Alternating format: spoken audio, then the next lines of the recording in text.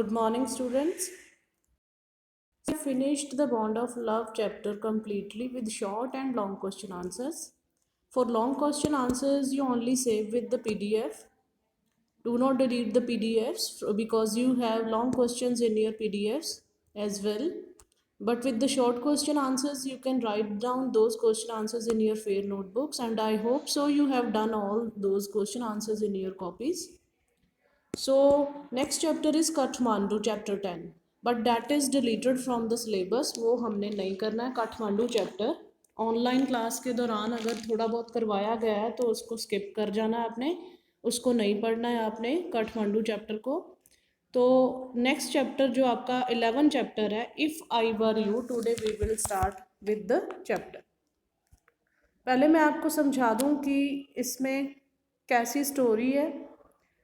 Students, if I were you, it is a kind of one act play.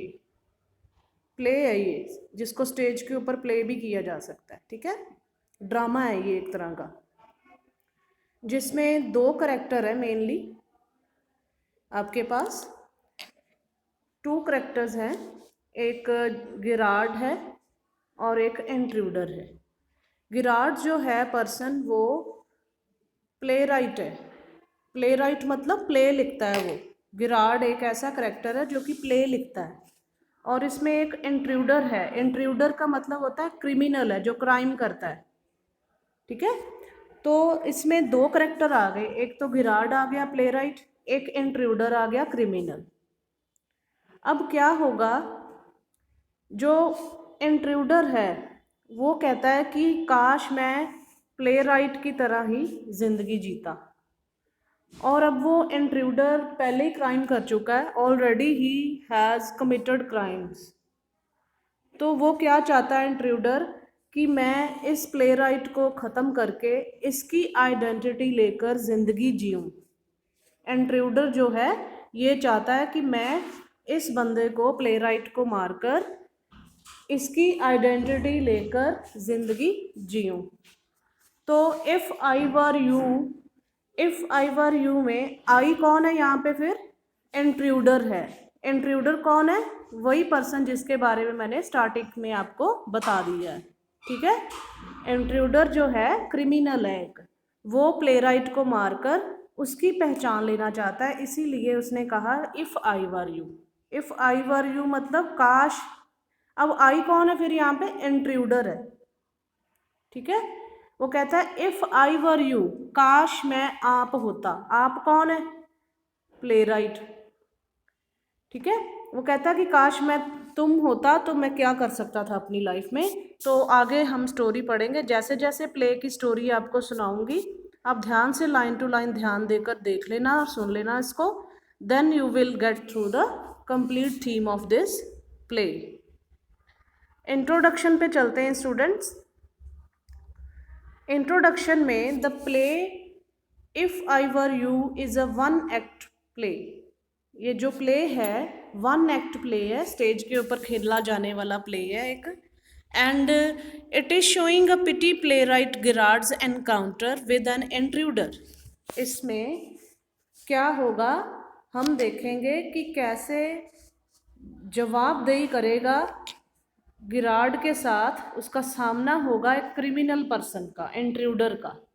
कैसे वो जवाब देगा हर चीज़ का उस प्ले राइट को, गिरार्ड को. बट इसमें गिरार्ड जो है प्ले राइट, प्ले लिखने वाला पर्सन भी बहुत स्मार्ट दिखाया गया है एक तरह से. तो वो इंट्रूडर को कैसे फंसाने तो वो आता है, इंट्रूडर क्राइम करने तो वो आता है, मारने वो आता है घर के अंदर प्ले राइट को. बट उल्टा क्या हो जाता है, प्ले राइट उसके ऊपर भारी पड़ जाता है. Wherein Gerrard's wit, calmness and his presence of mind not only saves him. But हम क्या देखेंगे, जो प्ले राइट है हमारा गिरार्ड, वो बहुत ही शांतमयी ढंग से अपने माइंड का, दिमाग का काम लेता हुआ कैसे अपने आप को बचाएगा ही नहीं, बल्कि वो उसको ट्रैप भी करेगा. ट्रैप करना, पकड़ना किसी को, इंट्रूडर को वो पकड़वाएगा भी. क्रिमिनल जो है पर्सन, उसके घर घुस जाएगा गिरार्ड के, उसकी आइडेंटिटी लेने के लिए. लेकिन वो कैसे उसको ना सिर्फ अपनी जान बचाता है बल्कि उसको पकड़वाता भी है. ठीक है, इसमें हम ये पढ़ेंगे। We learn how a seemingly difficult situation can easily be tackled.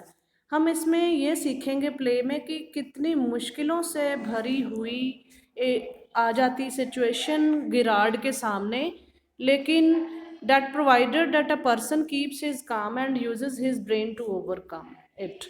लेकिन वो गिराड जो पर्सन है वो कैसे अपने शांतमयी दिमाग से एक तरीके से ट्रिक खेलते हुए उस चोर को, इंट्रूडर को, जिसको क्रिमिनल भी बोला गया है, उसको कैसे घर से भगाता है, हम ये पढ़ेंगे।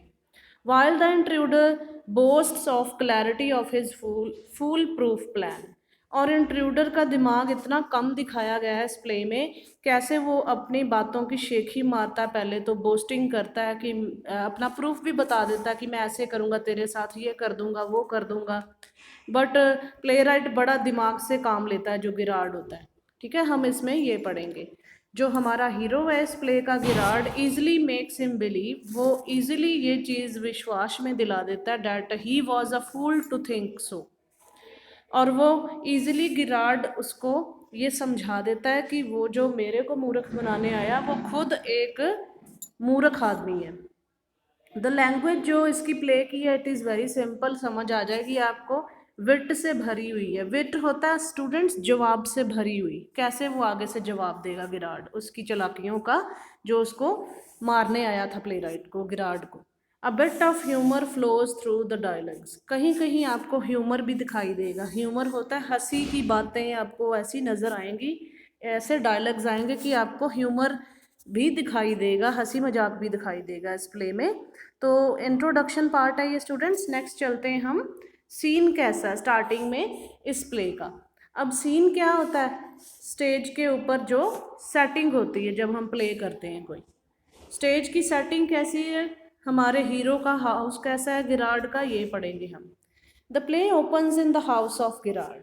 जो इस नाटक की शुरुआत होती है गिराड के घर से होती। गिराड कौन है, हमारा हीरो इस प्ले का। और इंट्रूडर कौन है, हमारा क्रिमिनल। ठीक है, तो अब हम देखेंगे यहाँ पे कि गिराड के घर पे प्ले ओपन होता है। We see a small cottage interior. अंदर बहुत अच्छे तरीके से सामान रखा हुआ है। There is an entrance back right. पिछला दरवाज़ा भी रखा हुआ एंट्री के लिए। एक प्रैक्टिकल डोर जो कि बहुत ही यूज़ होता है। प्रैक्टिकल डोर मतलब हमेशा यूज़ होने वाला डोर, जैसे हमारी लॉबी का डोर होता है या मेनली गेट होता है हमारा, उस तरीके से। एक तो बैकयार्ड में डोर रखा हुआ है उसके गिराड के घर पे, एक प्रैक्टिकल डोर बना हुआ है लेफ्ट तरफ जो कि हमेशा यूज़ में आता है। The furniture is simple. Furniture बहुत सिंपल तरीके से रखा गया है, जिसमें कि क्या शामिल है, एक छोटा टेबल है रखा हुआ उसके कमरे में। और लेफ़्ट की साइड देखें तो एक चेयर पड़ी है, एक दो चेयर पड़ी हुई हैं, एक दीवान पड़ा है। दीवान पता ही है सब बच्चों को आपको क्या होता है दीवान, एक हिंदी वर्ड यूज़ किया गया है यहाँ पे। दीवान जैसे कि हम ड्राइंग रूम में कॉमनली हमें आदत होती रखने की, बैठने के लिए, सोने के लिए। और rather up stage on the right, अगर स्टेज के ऊपर नज़र मारें तो टेबल पड़ा हुआ है वहाँ पे, टेलीफोन भी रखा गया है सेटिंग में। ठीक है, टेलीफोन शो करता है कि किस टाइम का ये प्ले हो सकता है। ठीक है, आगे हम पढ़ेंगे अब गिराड रेडी टू गो। गिराड कौन है, हमारा हीरो। अब हमारा हीरो तैयार हो रहा है जाने के लिए, क्योंकि वो प्ले राइट है, कहीं ना कहीं बैठ के प्ले लिखने के लिए जाता है या अपना नाटक खेलने के लिए जा रहा है कहीं। Gerrard is a playwright, वो नाटक करता है, नाटक लिखता है वो। And we find that him talking to someone on the telephone. हमें पता चलता है जैसे ही सीन शुरू होता है कि वो किसी से टेलीफोन के ऊपर बात कर रहा है। ही इज़ गोइंग समवेयर, कहीं जा रहा है वो, probably for his drama rehearsals, क्या पता वो अपना ड्रामा कोई खेलना हो उसने, उसकी रिहर्सल के लिए जा रहा हो। After the talk is over, जैसे उसकी टेलीफोन पे बात ख़त्म होती है, he starts packing a travelling bag.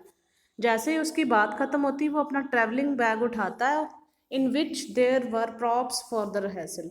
Props क्या होता है स्टूडेंट्स, यहाँ पे प्रॉप्स वर्ड आया है। प्रॉप्स जो हम ऑब्जेक्ट्स यूज़ करते हैं।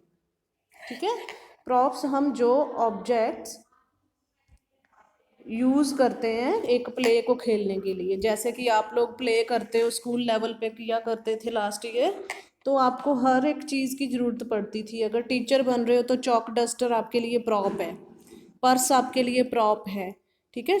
तो आपके लिए डस्टर एक प्रॉप है। जब आपने टीचर बनना है, आपने एक प्ले करना है टीचर बन के, तो आपके लिए क्या सॉबर ड्रेस होनी चाहिए, वो भी आपके सेंस में आती है, ड्रेसिंग सेंस में आती है, ठीक है। तो उसके बाद